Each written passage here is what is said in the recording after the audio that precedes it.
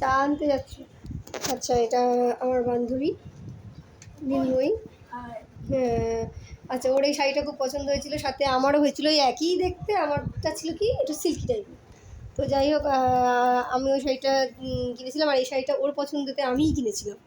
কিন্তু শাড়িটা ওর পছন্দ হয়েছিল, পরে দেখলাম যে শাড়িটা ওকে পরলেই মানাবে, তাই আমি এটা ওকে দিতে চাইলাম।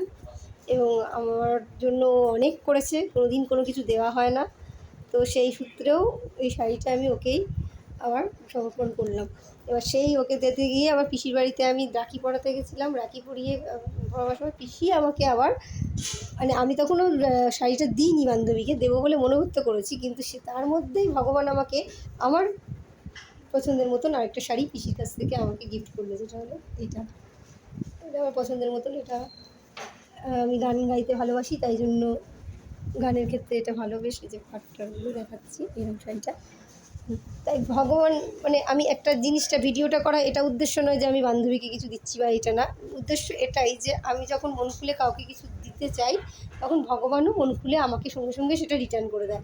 আর এটা আমার সাথে বিগত অনেকবার হয়েছে যে আমি কখনো দান বা কাউকে কিছু দেওয়া, মানে দান ঠিক বলবো না, মানে কাউকে কিছু দিচ্ছি যে মানে ভগবান আমাকে কখনো অপূর্ণ রাখে না, মানে তার ডবল কিছু পাইয়ে দেয় ভগবান।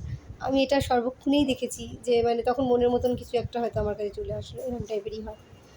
তো বান্ধবীর পছন্দের শাড়িটা যেহেতু নিয়েছিলাম, ওকেও আমি এটাও বললাম যে ঠিক আছে, ও উদ্বোধন করুক, তারপরে আমি একদিনও এটা পরে নয় গান গাইতে যাবো, সেটা পরের কথা। কিন্তু এখন আপাতত আমি আমার বান্ধবীকে জিনিসটা গিফট করলাম।